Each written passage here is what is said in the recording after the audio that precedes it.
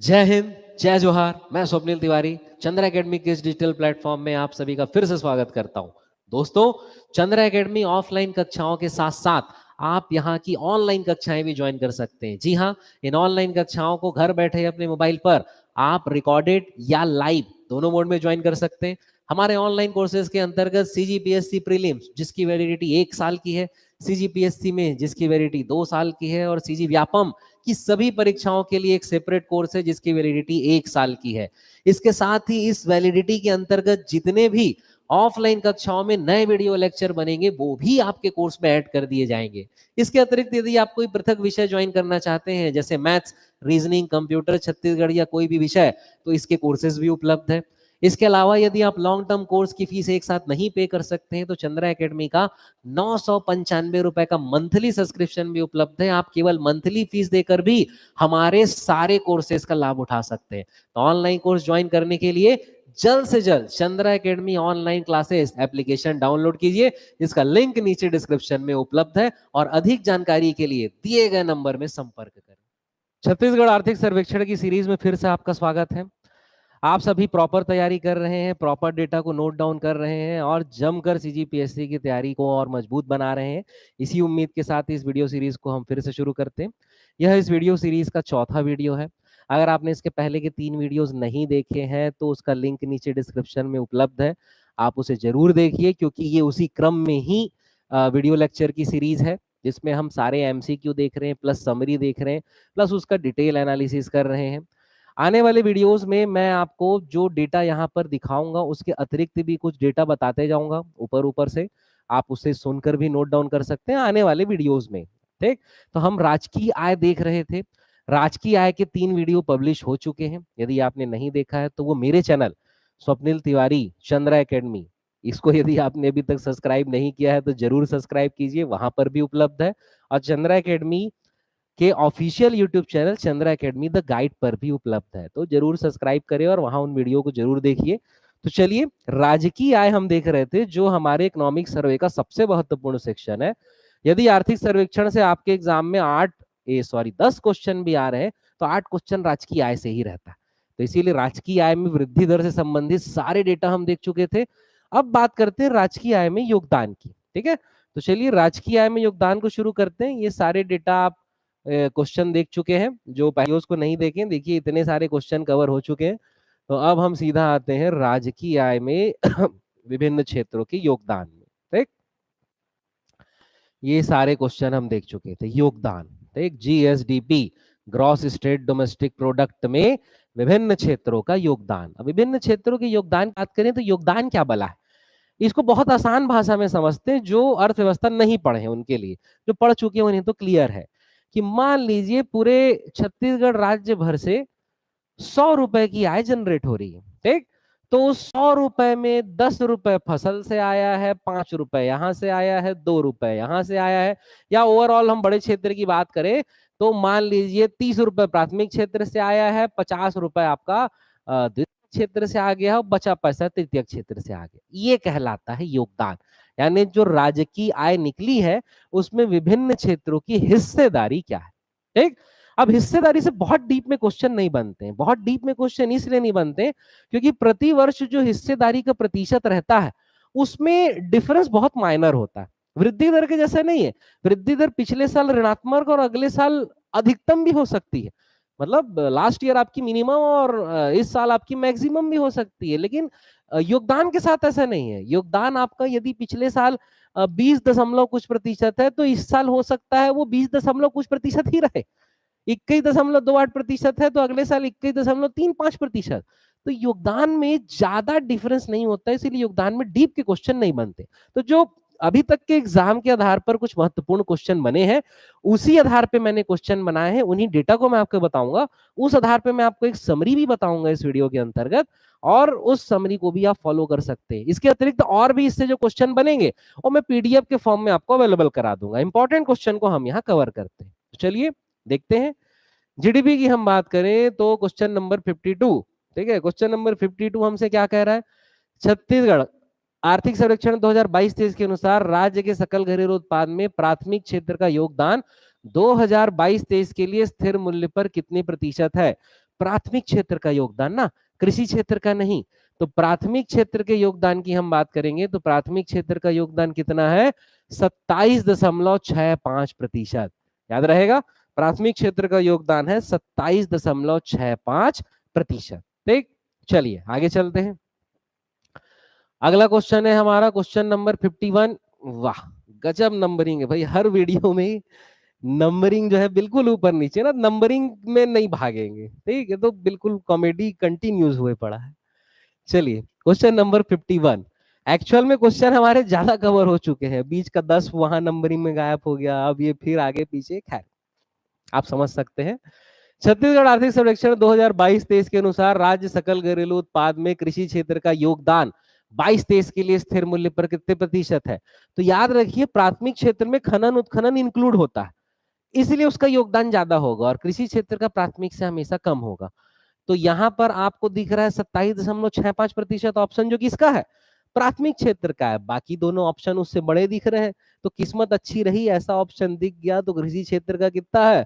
16.91%। तो कृषि क्षेत्र का योगदान छत्तीसगढ़ की राजकीय आय में है 16.91%। प्राथमिक क्षेत्र का कितना है? 27.65%। तो इस क्वेश्चन का आंसर होगा ऑप्शन नंबर बी। मैं रिवाइज कराते जाऊंगा डेटा, ये सब भी आंसर है। अगले क्वेश्चन में देखिए, ये सब भी आंसर है। चलिए अगला क्वेश्चन है हमारा क्वेश्चन नंबर 52। ठीक है, 51 के बाद 52 आ गया इस बार। तो छत्तीसगढ़ आर्थिक सर्वेक्षण 22-23 के अनुसार राज्य के सकल घरेलू उत्पाद में द्वितीय क्षेत्र में योगदान 22-23 के लिए स्थिर मूल्य पर कितने प्रतिशत है? तो द्वितीय क्षेत्र की यदि हम बात करेंगे तो द्वितीय क्षेत्र में खनन उत्खनन को शामिल करते हैं, है ना, तो इसीलिए उद्योग क्षेत्र बनता है, इसीलिए उद्योग क्षेत्र का द्वितीय क्षेत्र से ज्यादा होगा। ठीक, ये लॉजिक बढ़ाइए, क्योंकि मैं इसके बाद एक क्वेश्चन आपको बताऊंगा बढ़िया वाला, वो इस लॉजिक से तुरंत बनेगा। तो यहां पर आपको याद रखना है कि द्वितीय क्षेत्र के राजकीय आय में 2022-23 के लिए जो योगदान है कितना है? 39.13%। ठीक है, तो द्वितीय क्षेत्र का योगदान कितना है? 39.13। 27.65 किसका है? प्राथमिक क्षेत्र का है। 16.91 किसका है? कृषि क्षेत्र का है। और द्वितीय क्षेत्र का कितना है? 39.13%। ठीक, चलिए अगले क्वेश्चन में आते हैं। अगले क्वेश्चन की बात करें, क्वेश्चन नंबर 53। क्वेश्चन नंबर 53 हमसे क्या कह रहा है? छत्तीसगढ़ आर्थिक सर्वेक्षण 22-23 के अनुसार राज्य के सकल घरेलू उत्पाद में उद्योग क्षेत्र का योगदान वर्ष 22-23 के लिए कितने प्रतिशत है? तो उद्योग क्षेत्र का योगदान है 49.88, लगभग 50% है, ऐसे याद रखिए, लगभग 50% याद रखेंगे तो जरूर याद रहेगा, और है ही 49.88%, 49.88%।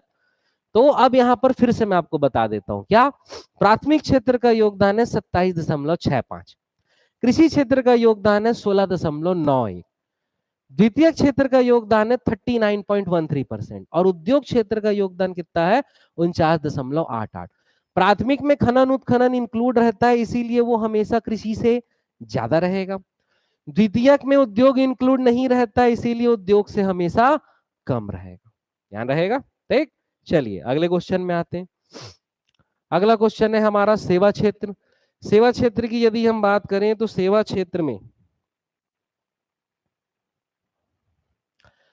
छत्तीसगढ़ आर्थिक सर्वेक्षण 2022-23 के अनुसार राज्य के सकल घरेलू उत्पाद में सेवा क्षेत्र का योगदान 2022-23 के लिए स्थिर मूल्य पर कितने प्रतिशत अनुमानित है? तो स्थिर मूल्य पर है 39.13%। ठीक है, ऑप्शन नंबर सी याद रखेंगे, 39.13% है सेवा क्षेत्र का योगदान। ठीक, अब देखिए यहां पर एक सिंपल क्वेश्चन बनता है कि छत्तीसगढ़ के विभिन्न क्षेत्रों का उनके योगदान के अनुसार सही क्रम, बड़े क्षेत्रों का ना, छोटे छोटे क्षेत्रों को आप नहीं पकड़ सकते, बड़े क्षेत्रों का योगदान के अनुसार सही क्रम। तो मैं आपको सबसे नीचे से बताता हूं, सबसे नीचे रहेगा आपका कृषि क्षेत्र का योगदान, याद है 16% तो सबसे पहले है कृषि क्षेत्र का योगदान, फिर उसके ऊपर आ जाएगा खनन उत्खनन जुड़ गया तो क्या? प्राथमिक क्षेत्र का योगदान, फिर उसके ऊपर उससे ज्यादा रहेगा आपका द्वितीय क्षेत्र का योगदान, फिर उसके ऊपर उससे ज्यादा रहेगा क्या? आपका सेवा क्षेत्र का योगदान, और फिर उससे ज्यादा रहेगा क्या? आपका उद्योग क्षेत्र का योगदान। ध्यान रहेगा, क्रम फिर से बता दे रहा हूं, सबसे कम योगदान है किसका? कृषि का, सभी बड़े क्षेत्रों की बात करें ना, सेकंड नंबर में क्या आ जाएगा आपका, प्राथमिक आ जाएगा। सेकंड नंबर में क्या आ जाएगा, प्राथमिक आ जाएगा। थर्ड नंबर में आपका फिर से क्या आ जाएगा, द्वितीयक आ जाएगा। थर्ड नंबर में क्या आ जाएगा, द्वितीयक आ जाएगा। थर्ड नंबर में क्या आ जाएगा आपका, द्वितीयक। चौथे नंबर की बात करेंगे तो चौथे नंबर में क्या आएगा, सेवा। और सबसे ज्यादा जो योगदान है किसका है, उद्योग का। लाइन से ये क्रम से है, याद रहेगा। ठीक है, चलिए अगले क्वेश्चन में आते हैं। ठीक, आखिरी में मैं समरी बताऊंगा, वहां पर भी आप इसे फिर से देख सकते हैं। ठीक, चलिए अगले क्वेश्चन में आते हैं। अगला क्वेश्चन क्या लिखा है, क्वेश्चन नंबर 55। ठीक, क्वेश्चन नंबर 55 लिखा हुआ है कि वर्ष 2022-23 के लिए छत्तीसगढ़ के कृषि क्षेत्र में सर्वाधिक योगदान किस क्षेत्र का रहा है। ठीक है, तो देखिए मैं आपको पहले से बता रहा हूं, इसका जो डेटा है मैं आपको समरी में बता दूंगा, लेकिन डेटा के आधार पर मैं क्वेश्चन इसमें कम बनाया हूं। डेटा के आधार पर क्वेश्चन देखेंगे भी तो 22-23 के लिए ही देखिए। सर्वाधिक और न्यूनतम में जैसा कि मैंने पहले बताया, योगदान में जो डिफरेंस है बहुत कम रहता है, तो उससे क्वेश्चन बनने की संभावना बहुत कम है। ठीक, तो वर्ष 22-23 के लिए छत्तीसगढ़ के कृषि क्षेत्र में सर्वाधिक योगदान किसका है, तो फसल क्षेत्र का है। किसमें, कृषि क्षेत्र में। ठीक, लेकिन यदि आपसे पूछ दे प्राथमिक क्षेत्र में, जैसे ये वाला क्वेश्चन है, ठीक, वर्ष 22-23 के लिए छत्तीसगढ़ के प्राथमिक क्षेत्र में सर्वाधिक योगदान किसका है, तो प्राथमिक क्षेत्र में किसका हो जाएगा, खनन एवं उत्खनन का। ध्यान रहेगा। तो अगर कृषि क्षेत्र में सर्वाधिक योगदान बोल रहा है तो फसल, और अगर खनन एवं उत्खनन क्षेत्र में सर्वाधिक योगदान बोल रहा है, सॉरी, कृषि क्षेत्र में यदि योगदान सर्वाधिक बोल रहा है तो फसल, अब प्राथमिक क्षेत्र में सर्वाधिक योगदान बोल रहा है तो क्या आ जाएगा, खनन एवं उत्खनन। ठीक, क्योंकि दोनों क्षेत्र अलग अलग है। चलिए अगले क्वेश्चन में आते हैं। अगला क्वेश्चन, क्वेश्चन नंबर 57, वर्ष 2022-23 के लिए छत्तीसगढ़ के कृषि एवं या प्राथमिक क्षेत्र में न्यूनतम योगदान किसका है। तो याद रखना न्यूनतम, चाहे कृषि पूछे चाहे पशुपालन पूछे, चाहे कृषि पूछे चाहे प्राथमिक का है, पशुपालन का ही है। ठीक, फिर से मैं आपको यहाँ पर रिपीट कर देता हूँ। कृषि क्षेत्र में सर्वाधिक योगदान फसल का है, और प्राथमिक क्षेत्र में सर्वाधिक योगदान खनन उत्खनन का है। लेकिन कृषि और प्राथमिक में दोनों में न्यूनतम योगदान किसका है, पशुपालन का। ध्यान रहेगा। चलिए आगे चलते हैं। क्वेश्चन नंबर 58, ठीक, वर्ष 2022-23 के लिए उद्योग या द्वितीयक क्षेत्र में सर्वाधिक योगदान किस क्षेत्र का है। तो ये आपके लिए याद करना आसान हो गया, चाहे सर्वाधिक योगदान उद्योग का पूछे या द्वितीयक का पूछे, दोनों में सर्वाधिक योगदान किसका है, आपका विनिर्माण का। Option number A. ठीक, सर्वाधिक योगदान किसका है 2022-23 में, विनिर्माण का है, चाहे उद्योग क्षेत्र पूछे या द्वितीयक क्षेत्र पूछे। ठीक, सेम इसका अप्लाई न्यूनतम के लिए भी हो जाता है, आपके लिए याद करना बिल्कुल आसान हो जाएगा ये। अगर 2022-23 के लिए न्यूनतम योगदान की बात करें तो द्वितीयक क्षेत्र पूछा जाए या उद्योग क्षेत्र पूछा जाए, वर्ष 2022-23 के लिए छत्तीसगढ़ के द्वितीयक या उद्योग क्षेत्र में न्यूनतम योगदान किस क्षेत्र का रहा है, तो न्यूनतम योगदान याद रखना है आपको, न्यूनतम योगदान रहा है निर्माण का। किसका है, निर्माण का। ठीक, तो मैं फिर से आपको दोनों क्षेत्र रिवाइज करा देता हूं कि छत्तीसगढ़ में कृषि क्षेत्र में सर्वाधिक योगदान फसल का है, और प्राथमिक क्षेत्र में खनन उत्खनन का, कृषि एवं प्राथमिक दोनों का न्यूनतम पशुपालन का। ठीक, वैसे ही उद्योग क्षेत्र या द्वितीयक क्षेत्र दोनों में सर्वाधिक आपका विनिर्माण का है, और न्यूनतम किसका है, निर्माण का। ध्यान रहेगा, सर्वाधिक विनिर्माण का है और न्यूनतम किसका है, निर्माण का। ठीक, चलिए सेवा क्षेत्र में हम ऐसे ही आते हैं। सेवा क्षेत्र की हम बात करें तो वर्ष 2022-23 के लिए छत्तीसगढ़ के सेवा क्षेत्र के अंतर्गत सर्वाधिक योगदान किसका है, तो सेवा क्षेत्र के अंतर्गत याद रखिए हमेशा जो सर्वाधिक योगदान होता है वो अन्य सेवाओं का ही होता है, क्योंकि इसमें बची कुची बहुत सारी सेवाओं को मिलाकर आंकड़े जारी किए जाते हैं, तो इसीलिए अन्य सेवाओं का ही हमेशा आपको योगदान सर्वाधिक मिलेगा। ठीक, और यदि वर्ष 2022-23 के लिए सेवा क्षेत्र में न्यूनतम योगदान की बात करें तो न्यूनतम योगदान किस मद का है, ऑप्शन नंबर ए भंडारण का है। न्यूनतम योगदान किसका रहेगा जी, भंडारण का। ये लॉजिकल क्वेश्चन है, इसका डेटा भी है, पर डेटा आप मैं सजेस्ट करूंगा मत याद करें, पर ठीक है, अब उसे भी हम समरी में देख लेंगे डेटा को। तो एक बार फिर से मैं आपको रिवाइज, मैं इतने बार बोलूंगा कि आपको डेटा याद हो जाए, इसीलिए मैं बोला वीडियो के अंत तक बने रहिए, आपके लिए फायदेमंद ही रहेगा। ठीक, तो कृषि क्षेत्र में यदि सर्वाधिक योगदान की बात करें तो फसल, और प्राथमिक क्षेत्र में सर्वाधिक योगदान खनन एवं उत्खनन। कृषि एवं प्राथमिक क्षेत्र दोनों में न्यूनतम योगदान किसका है? पशुपालन। ठीक, वही यदि हम द्वितीय क्षेत्र या उद्योग क्षेत्र दोनों में सर्वाधिक योगदान बोले तो विनिर्माण, और द्वितीय क्षेत्र या उद्योग क्षेत्र दोनों में न्यूनतम योगदान बोलेंगे तो निर्माण। सेवा क्षेत्र में सर्वाधिक योगदान अन्य सेवाओं का है, और सेवा क्षेत्र में न्यूनतम योगदान भंडारण का है। ध्यान रहेगा, याद हो गया होगा, ये मेरी गारंटी है। ठीक, यदि आप सुन रहे हैं प्रॉपर तरीके से तो याद हो गया होगा। चलिए अगले क्वेश्चन में आते हैं, अब थोड़ा सा डेटा देख लेते हैं। क्वेश्चन नंबर 62, जो डेटा मुझे लगता है महत्वपूर्ण है वही मैं आपको बता रहा हूं। ठीक, वर्ष 2022-23 के लिए स्थिर मूल्य पर फसल क्षेत्र का योगदान कितना है? तो फसल क्षेत्र का योगदान कितना है? 9.89%। फसल क्षेत्र का योगदान कितना है भाई? 9.89%। ध्यान रहेगा। चलिए आगे चलते हैं। वर्ष 2022-23 के लिए स्थिर मूल्य पर पशुपालन क्षेत्र का योगदान कितना है? तो पशुपालन क्षेत्र का योगदान है 1.65%। पशुपालन क्षेत्र का योगदान कितना है? 1.65। ऑप्शन नंबर बी, ध्यान रखेंगे। चलिए अगले क्वेश्चन में आते हैं। Question number 64। क्वेश्चन नंबर 64 हमसे क्या कह रहा है कि वर्ष 2022-23 के लिए स्थिर मूल्य पर वानिकी क्षेत्र का योगदान कितना है? तो वानिकी क्षेत्र का योगदान कितना है? 3.19। ये आया हुआ क्वेश्चन। फिर से आपको मैं रिकॉल करा दूं कि यदि हम कृषि या प्राथमिक क्षेत्र की बात करें तो 3 क्षेत्र महत्वपूर्ण होते हैं जिससे क्वेश्चन बनते हैं: फसल, वानिकी और आपका खनन एवं उत्खनन। तो इसके डेटा आपको तो पढ़ने ही है। तो वानिकी क्षेत्र का योगदान कितना है? 3.19%। ठीक, चलिए अगले क्वेश्चन में आते हैं। अगला क्वेश्चन हमारा 65 है। 65 की हम बात करें तो क्या कह रहा है? 2022-23 में स्थिर मूल्य पर मछली पालन का योगदान कितने, या मछली उद्योग का योगदान कितने प्रतिशत का है? तो कितने प्रतिशत का है? 2.17%।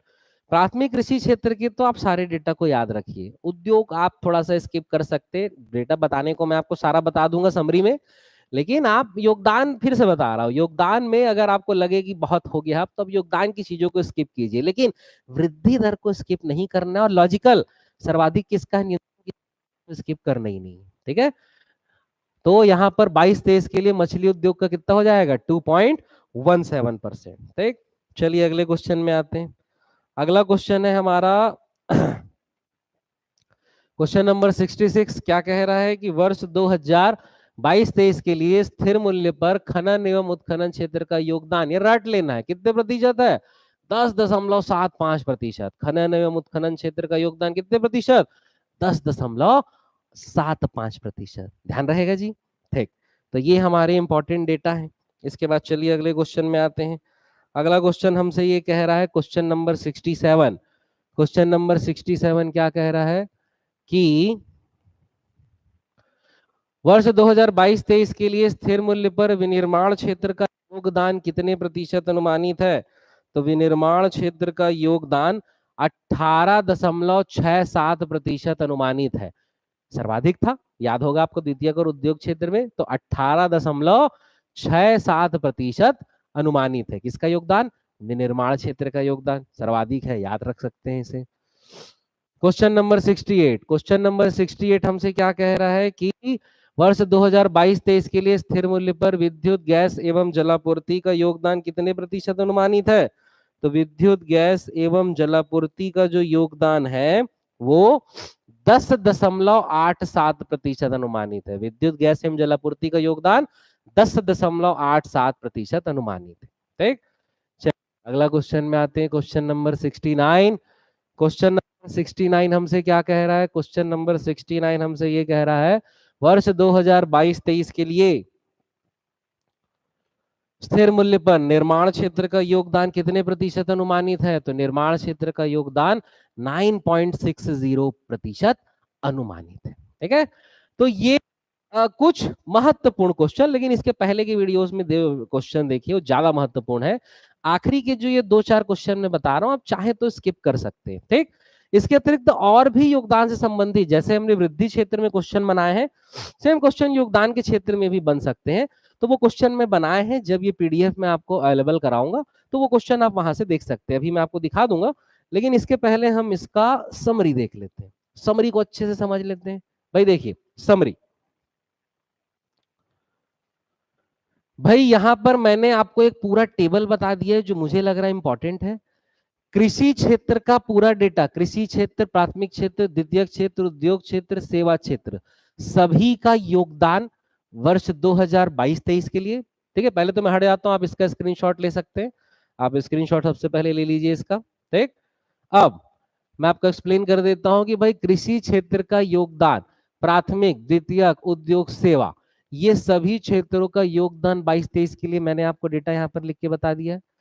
अब ये योगदान किस साल सर्वाधिक रहा है और कितने प्रतिशत रहा है वो भी मैंने आपको बता दिया है, और यह योगदान किस साल न्यूनतम रहा है और कितने प्रतिशत रहा है वो भी मैंने इस टेबल में बता दिया है। मुझे लगता है कि योगदान की दृष्टि से ये 3 क्षेत्र जी जो है वही महत्वपूर्ण है, कि यदि आपको सर्वाधिक और न्यूनतम याद भी रखना है तो इन्हीं 3 उप क्षेत्र का याद रखिए, बाकी का मत याद रखिए। इसीलिए बाकी का मैंने केवल 22-23 के हिसाब से ही बताया है कि 22-23 में मछली पालन कितना है 2.17, पशुपालन कितना है 1.65, निर्माण का योगदान 10.68, विनिर्माण का 9.60 और विद्युत गैस जलापूर्ति का कितना है 18.67%, ठीक। तो इसीलिए मैंने इसका सर्वाधिक और न्यूनतम नहीं बताया, क्योंकि मुझे लगता है उतना इंपॉर्टेंट नहीं है। कारण सिंपल है, क्योंकि सर्वाधिक न्यूनतम के लिए थोड़ा एक मेजर डिफरेंस रहना चाहिए ना, मेजर डिफरेंस आपको नहीं दिखेगा, ठीक।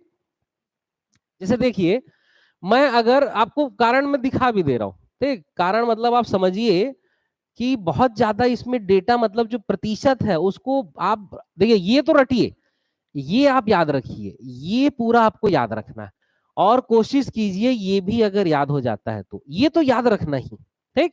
लेकिन अब बाकी ऑब्जर्व करेंगे तो देखिए, कृषि क्षेत्र में योगदान 22-23 में कितना है 16.91, ठीक है। कृषि क्षेत्र में 22-23 में योगदान कितना है 16, समझने वाली चीज है ना, ध्यान दीजिए। और वही कृषि क्षेत्र का सर्वाधिक योगदान 20-21 में कितना है 17.83, 16.91 से 17.83, लगभग 1% या 0.9% का फर्क है, ज्यादा फर्क नहीं है। अब कृषि क्षेत्र का सर्वाधिक योगदान 20-21 में 17.83 है, और वही कृषि क्षेत्र का न्यूनतम योगदान 16.70 है 17-18 में। तो ये प्रतिशत में बहुत डिफरेंस नहीं है। आप प्राथमिक क्षेत्र भी देखोगे तो देखो 27, 28, 27%, वो दशमलव में ही डिफरेंस है सब सालों में। वहीं आप यहाँ पर द्वितीयक देखो, देखो 39, 39, 37, आप उद्योग देखो तो 49, 50, 48। तो यदि आप साल का कंपैरिजन देखेंगे और न्यूनतम और अधिक की बात करेंगे तो थोड़ा कुछ डिफरेंस रहना चाहिए ना, 5-10% कम ज्यादा हो गया तब तो क्वेश्चन बनेगा, नहीं तो क्वेश्चन बनेगा नहीं। इसलिए मुझे लगता है कि इसके प्रतिशत से क्वेश्चन सर्वाधिक और न्यूनतम से नहीं बनेगा, ईयर से बनेगा। तो सर्वाधिक कब रहा और न्यूनतम कब रहा ये भले आप याद कर लीजिए, लेकिन प्रतिशत चाहे तो आप छोड़ सकते हैं। कारण समझ में आ रहे हैं ना क्यों, ऐसा मेरा मानना है। अब सीजीपीएससी प्रीलिम्स के कभी कभार कुछ प्रश्न स्तरहीन होते हैं, ठीक है, लेकिन मेरी सलाह है कि आपको उतना स्तरहीन होके नहीं पढ़ना चाहिए, सीधी सी बात है। क्योंकि आप उतना स्तरहीन होके पढ़ोगे तो भुइयां ऐप में कितने लोगों का पंजीकरण हुआ है, ये सब बेकार के क्वेश्चन है। ये क्वेश्चन एग्जाम में आए हैं तो वो इंपॉर्टेंट हो गया, ऐसा नहीं है। कुछ क्वेश्चन एग्जाम में ऐसे बेकार आते हैं जिसके आधार पर आप तैयारी नहीं कर सकते। तो इसीलिए बहुत ज्यादा डेटा को मत बढ़ाइए, क्योंकि कुछ और इम्पोर्टेंट चैप्टर्स के हमारे डेटा बचे हुए हैं, तो आप चाहे तो ये पार्ट स्किप कर सकते हैं। तो फिर से बता दूं, जो इम्पोर्टेंट आपको इसमें पढ़ना ही है वो ये है और ये है। इसमें ईयर यदि याद हो जाता है तो ठीक है, नहीं तो छोड़ सकते हैं, अब प्रतिशत तो छोड़ ही देना, ध्यान रहेगा। लेकिन इससे रिलेटेड आपको लगता है कि आपको क्वेश्चन प्रैक्टिस करनी चाहिए, तो मैंने आपके लिए ये देख लिए, उसके लिए भी मैंने क्वेश्चन बना दिए, लगभग 15-16 क्वेश्चन मुझे इंपॉर्टेंट लगते हैं वो यहाँ पर है। उसे मैं इस वीडियो में डील नहीं कर रहा हूँ क्योंकि मुझे लगता है उतने इंपॉर्टेंट नहीं है। तो इसका जब पीडीएफ आपको अवेलेबल होगा तो आप देख सकते हैं, इसीलिए आप देखोगे सब में आंसर भी टिक लगा हुआ है ठीक है।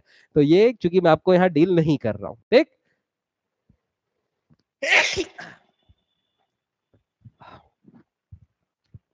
सॉरी, ठीक है, ठीक आ गया। तो चूंकि मैं यहाँ पर डील नहीं कर रहा हूं तो ये सब क्वेश्चन मैं आपको दे दूंगा, लगभग 15-16 क्वेश्चन है, आप इस पे प्रैक्टिस कर सकते हैं। ठीक, तो इस प्रकार हमारा राजकीय आय का संपूर्ण डेटा जो है वो खत्म होता है। ठीक, तो राजकीय आय से संबंधित जितने महत्वपूर्ण डेटा है मैंने आपको बता दिए हैं। अब इसके बाद हमारा अगला चैप्टर क्या है भाई, देख लेते हैं। लोक वित्त है आई थिंक, हाँ अगला चैप्टर है हमारा लोक वित्त, पब्लिक फाइनेंस। ठीक है, लोक वित्त के थोड़ा सा बेसिक इकोनॉमी देख के रहिए तब तक। बेसिक इकोनॉमी कहने का मतलब जैसे कि राजस्व क्या है, पूंजीगत आय क्या है, कर राजस्व, गैर कर राजस्व, बहुत डीप में नहीं जानना है, बस जो ये एक एक शब्द अलग है ये एक दूसरे से अलग क्यों है उस आधार पर ही हमको डेटा पढ़ना है। इस चैप्टर से 12 डेटा बनाऊंगा, एक तो बढ़िया 15 मिनट के वीडियो में उसको देख लेंगे और वहां पर आपका डेटा पूरा का पूरा कवर हो जाएगा। फिर उसके बाद जो हमारे क्वेश्चन रहेंगे थोड़े से थ्योरेटिकल रहेंगे। इसी चैप्टर में थोड़े 12-13 क्वेश्चन हम देख लिए, 12-13 डेटा देख लिए तो देख लिए, उसके बाद हर चैप्टर से अधिक 5-6 क्वेश्चन ही बनने। ठीक, तो चलिए वीडियो की सीरीज के अंत तक बने रहिए, गारंटेड 10 क्वेश्चन बनाने का हम पूरा प्रयास करेंगे। भाई एग्जाम में याद रहेगा तब तो बनेगा ना, मैं तो सारा डेटा बता ही दे रहा हूं आपको। तो बढ़िया से नोट डाउन कीजिए, प्रॉपर रिवाइज कीजिए, दोस्तों को बैठाइए, उनसे डेटा पूछिए, उनको बोलिए आपसे डेटा पूछे। जितना बार बार आप डेटा को रिकॉल करते जाओगे उतना वो डेटा आपको याद होगा। ठीक, तो चलिए आज के लिए इतने रखते हैं। मैं आशा करता हूँ कि वीडियो सीरीज आपको पसंद आई है, और यदि पसंद आई है कमेंट बॉक्स पे मुझे फीडबैक जरूर बताइए, और किसी भी प्रकार के डाउट होने पर आप मुझसे सीधा संपर्क कर सकते हैं। तो अगले वीडियो में मिलते हैं लोकवित्त के साथ, तब तक बढ़िया पढ़ाई कीजिए।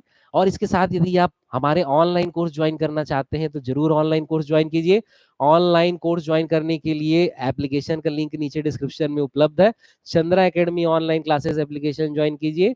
और यदि आपने अभी तक मेरा channel Swapnil Tiwari Chandra academy subscribe नहीं किया है तो जरूर सब्सक्राइब कीजिए। चंद्रा एकेडमी का official YouTube channel Chandra academy the guide को सब्सक्राइब कीजिए। और मेरा एक और चैनल स्वप्निल मैथ्स है, हालांकि इनएक्टिव है काफी लंबे समय से, धीरे से उसे भी एक्टिव करेंगे, आप उसे भी सब्सक्राइब कर सकते हैं। तो चलिए जमकर तैयारी कीजिए, पढ़ाई कीजिए। Thank you.